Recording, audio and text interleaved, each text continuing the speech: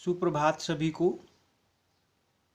आज हम शब्द और पद प्रकरण का तीसरा भाग विकारी और अविकारी शब्दों के बारे में पढ़ेंगे।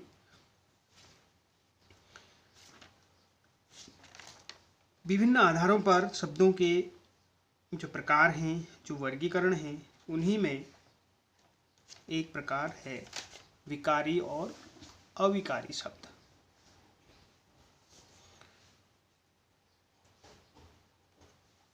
विकारी शब्द जो शब्द भाषा में प्रयोग किए जाने पर लिंग, वचन और कारक के कारण अपना रूप बदल लेते हैं, विकारी शब्द कहलाते हैं।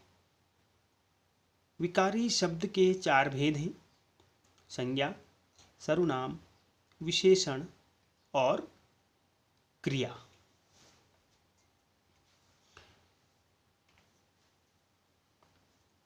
संज्ञा, यह आप जानते ही हैं। संज्ञा किसे कहते हैं? किसी भी वस्तु, व्यक्ति, गुण, भाव का परिचय कराने वाले शब्दों को संज्ञा शब्द कहते हैं। अतः हम कह सकते हैं किसी भी व्यक्ति, वस्तु या गुण के नाम को संज्ञा कहा जाता है। अब जो संज्ञा के भेद हैं, वह संज्ञा के तीन भेद माने गए हैं। व्यक्तिवाचक संज्ञा, जो किसी विशेष व्यक्ति या विशेष वस्तु, विशेष स्थान का या विशेष प्राणी का बोध कराए, उसे हम व्यक्तिवाचक संज्ञा कहते हैं। जैसे सीता, संतोष, दिल्ली, अमेरिका आदि। जातिवाचक संज्ञा, जो किसी प्राणी, पदार्थ या समुदाय की पूरी जाति का बोध कराता है, उसे जातिवाचक संज्ञा कहते हैं। उसी में हमारे आ जाता है द्रव्यवाचक संज्ञा और समूहवाचक संज्ञा। द्रव्यवाचक संज्ञा किसी पदार्थ का बोध जो कराए उसे द्रव्यवाचक संज्ञा कहते हैं, जैसे सोना, चांदी, लकड़ी, तांबा। और समूहवाचक संज्ञा, जिस शब्द से किसी समूह या समुदाय का बोध हो, उसे हम समूहवाचक संज्ञा कहते हैं, जैसे कक्षा, परिवार, सेना आदि। जो तीसरा हमारा भेद है वह है भाववाचक संज्ञा। किसी गुण या दशा, कार्य या स्वभाव का बोध कराने वाले शब्दों को भाववाचक संज्ञा कहते हैं। जैसे हमने कहा कि गुण में आ जाएगा हमारी सुंदरता, कुरूपता, चतुरता। दशा का मतलब स्थिति जो है, बुढ़ापा, यौवन या फिर प्यास। भाव में हमने देखा कि आशा या स्वार्थ या शत्रुता का भाव, शांति, मित्रता आदि। इसी में हम अंतिम देखते हैं कि कार्य का मतलब है सहायता, प्रशंसा करना या सलाह देना आदि जो हैं, ये भाववाचक संज्ञा के उदाहरण हैं। इसी क्रम में सर्वनाम, संज्ञा के स्थान पर प्रयुक्त होने वाले शब्दों को हम सर्वनाम कहते हैं।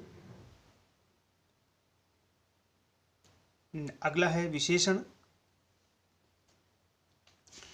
विशेषण का मतलब है संज्ञा और जो सर्वनाम की विशेषता प्रकट करने वाले शब्दों को हम विशेषण कहते हैं। उदाहरण के लिए, चरित्रवान व्यक्ति अच्छे कर्म करता है। चरित्रवान व्यक्ति अच्छे कर्म करता है, तो चरित्रवान विशेषण व्यक्ति की विशेषता बता रहा है और अच्छे विशेषण कर्म की विशेषता बता रहा है। तो यहाँ इस उदाहरण से हम समझ सकते हैं। और अगला इसका भेद है क्रिया। क्रिया, जो नाम से ही आप परिचित हैं, नाम से ही आपको लग रहा है कि क्रिया का मतलब है जिन शब्दों से किसी कार्य के होने अथवा किसी स्थिति का बोध हो, उसे क्रिया कहते हैं। मोहन पढ़ रहा है, तो यहाँ पर पढ़ना क्रिया है। अब हम चलते हैं अविकारी शब्दों के। अविकारी शब्द, जिनको हम अवयव भी कहते हैं, जिन शब्दों को वाक्यों में प्रयोग करने पर उनमें लिंग वचन कारक के कारण कोई परिवर्तन नहीं आता, अर्थात हमेशा एक समान ही रहते हैं। अविकारी शब्द अविकारी कहलाते हैं। अविकारी शब्दों के भी 4 भेद हैं जिनके बारे में हम पढ़ेंगे। पहला है क्रिया विशेषण, दूसरा है संबंध बोधक, समुच्चय बोधक और विस्मयादि बोधक। अब हम इन प्रकारों के बारे में विस्तृत रूप में पढ़ेंगे। पहला है क्रिया विशेषण। जो अव्यय शब्द किसी क्रिया की विशेषता का बोध कराते हैं उन्हें क्रिया विशेषण कहते हैं। इनमें जैसे राम अधिक बोलता है, मात्रावाचक, अमन आज आएगा, श्याम यहाँ आया, पेड़ धीरे धीरे बड़ा होने लगा। तो इन उदाहरणों के द्वारा आप समझ सकते हैं कि पहला जो उदाहरण है राम अधिक बोलता है, तो इसमें विशेषता बताई गई है राम की, उसकी क्रिया की विशेषता बताई गई है। तो अधिक बोलना, अधिक का मतलब यहाँ मात्रा को दिखाता है। अमन आज आएगा, तो यहाँ समय को, कब आएगा अमन, आज आएगा, तो आज का मतलब समयवाचक। और शाम यहाँ आया, यहाँ का मतलब स्थान को बता रहा है। और पेड़ धीरे धीरे बड़ा होने लगा, मतलब रीति को बता रहा है। पेड़ धीरे धीरे बड़ा होने लगा। इसी प्रकार अगला जो हमारा प्रकरण है, जो अगला हमारा है वो है संबंध बोधक।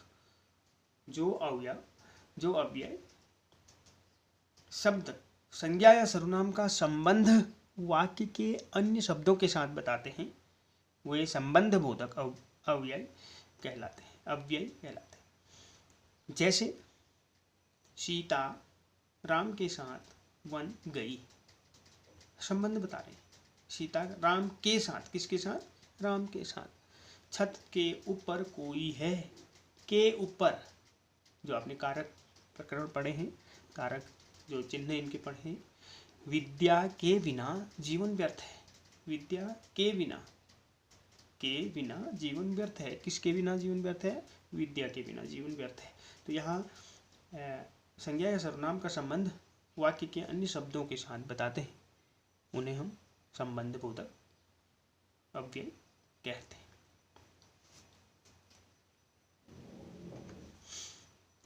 जो अगला हमारा प्रकार है वह है समुच्चय बोधक।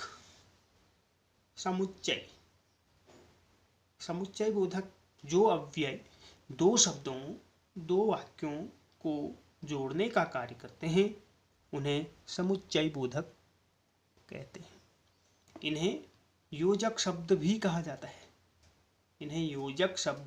जाता है। योजक का मतलब है जोड़ना। तो अर्थात जो दो वाक्यों को जोड़ने का कार्य करते हैं, दो शब्दों को जोड़ने का कार्य करते हैं, उन्हें हम समुच्चय बोधक कहते हैं। उदाहरण के लिए कुछ समुच्चय बोधक जो शब्द हैं, इनका हमने उदाहरण के रूप में यहाँ दिखाया गया है। जैसे और, तथा, या, अथवा,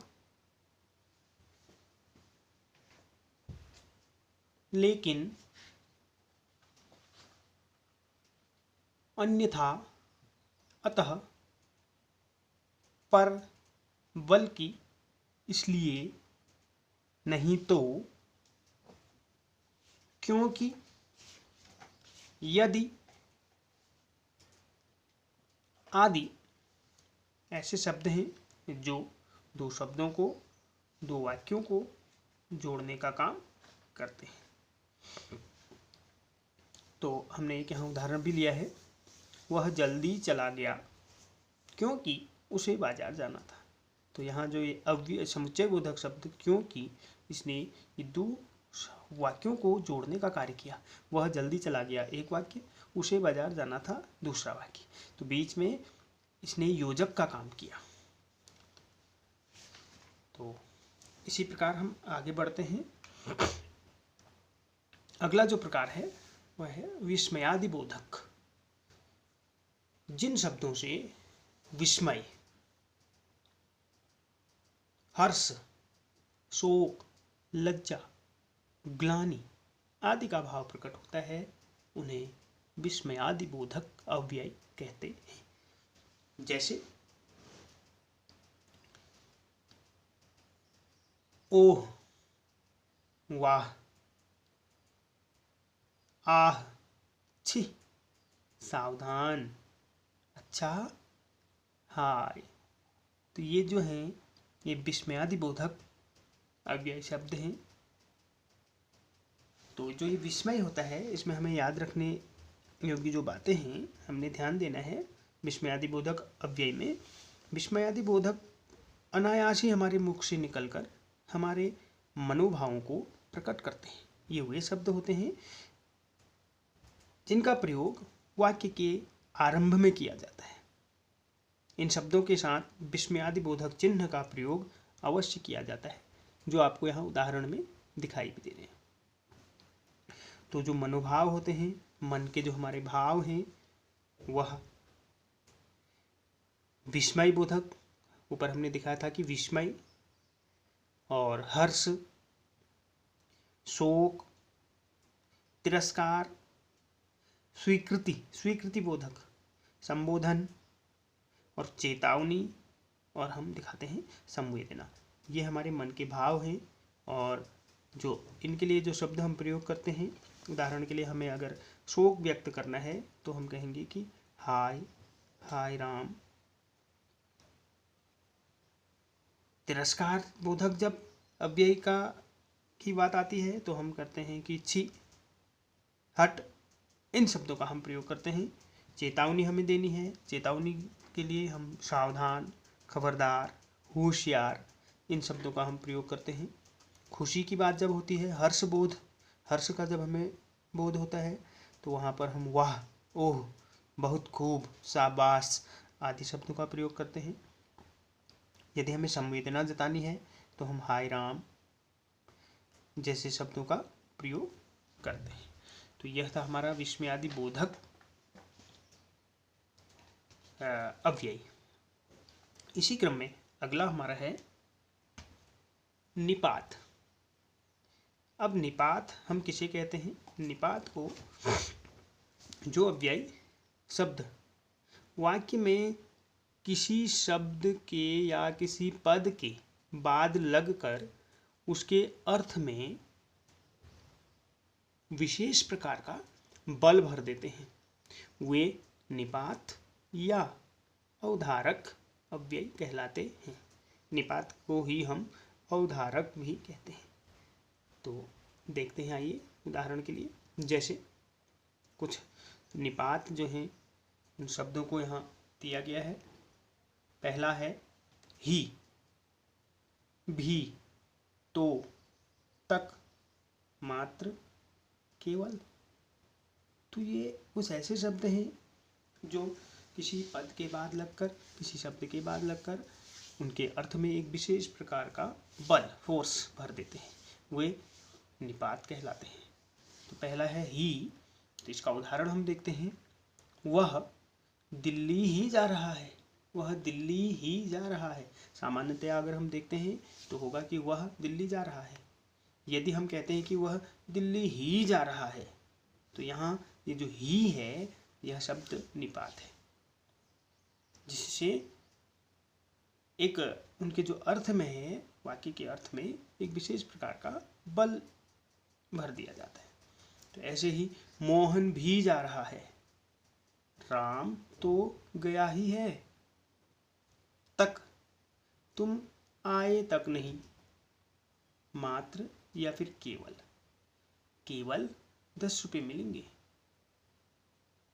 केवल 10 रुपये मिलेंगे। तो इस प्रकार हमने देखा कि आज का जो प्रकरण हमारा था उसमें हमने विकारी और अविकारी शब्दों के बारे में पढ़ा। विकारी शब्द विकारी शब्द भाषा में प्रयोग किए जाने पर लिंग, वचन और कारक के कारण अपना रूप बदल लेते हैं। इनमें इनके 4 भेद हैं: संज्ञा, सर्वनाम, विशेषण और क्रिया। और अविकारी शब्द जिन शब्दों को वाक्य में प्रयोग करने पर उनमें लिंग, वचन, कारक के कारण कोई भी परिवर्तन नहीं आता, अर्थात हमेशा समान रहते हैं, अविकारी कहलाते हैं। इनके भी 4 भेद हैं: क्रिया विशेषण, संबंध बोधक, समुच्चय बोधक और विस्मयादि बोधक। तो आज हमने जो हमारा प्रकरण था शब्द और पद, इसके 3 भाग हमने पढ़ा दिए हैं। पहले में हमने शब्द के बारे में, पद के बारे में, शब्द और पद में अंतर बताया। दूसरे पार्ट में हमने शब्दों के प्रकार, जो उत्पत्ति के आधार पर, रचना के आधार पर इनका जो वर्गीकरण किया था वह हमने पढ़ा। और आज शब्द और पद का तीसरा भाग, विकारी और अविकारी शब्दों के साथ ही यह प्रकरण हमारा हिंदी व्याकरण का शब्द और पद पूर्ण होता है। मैं आशा करता हूँ कि आपको यह समझ आया होगा।